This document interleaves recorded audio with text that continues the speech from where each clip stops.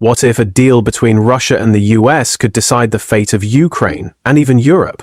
Putin just thanked Trump for his attention to Ukraine, but is this diplomacy or a power play? Meanwhile, Belarus warns that if Russia and the US agree, Europe could be in serious trouble. With Russian forces regaining lost ground, is a ceasefire really on the table or just a strategic pause? And if the US agrees, what does that mean for Ukraine's future and global stability? Let's break it down. Drop your thoughts in the comments below. And please subscribe to our channel Traveler News for more thanks.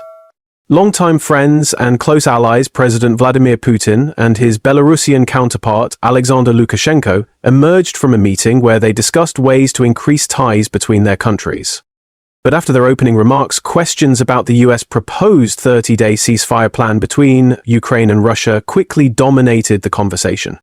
Vladimir Putin started off with words of gratitude for US President Donald Trump for paying so much attention to the issue of finding a settlement in Ukraine. I would like to say thank you to President Trump for paying so much attention to the Ukrainian settlement. I know he is busy. He pays a lot of attention to this issue, and we are very thankful to him for stopping hostilities. With that, the Belarusian president offered a prophecy.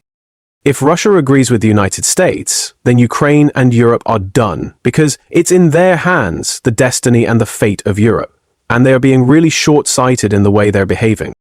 Now yes, if the United States and Russia agree, for example, on cooperation in energy, then the pipeline for Europe will be something that will bring about the end of getting cheap Russian gas.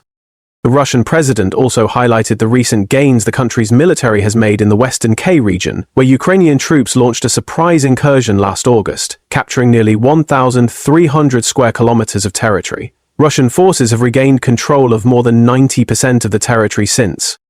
Vladimir Putin stressed he will need to address certain nuances before he can sign off on any peace deal. That includes issues around monitoring a ceasefire, as well as guarantees that Ukraine does not use the period to regroup and rearm. If these nuances are worked out between Russian and American officials, it could provide a chance for a pause in the fighting after 3 years of war.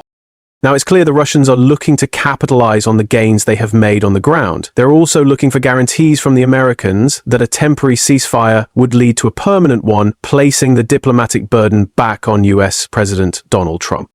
Make sure to subscribe to our channel to get the latest news from Traveler News.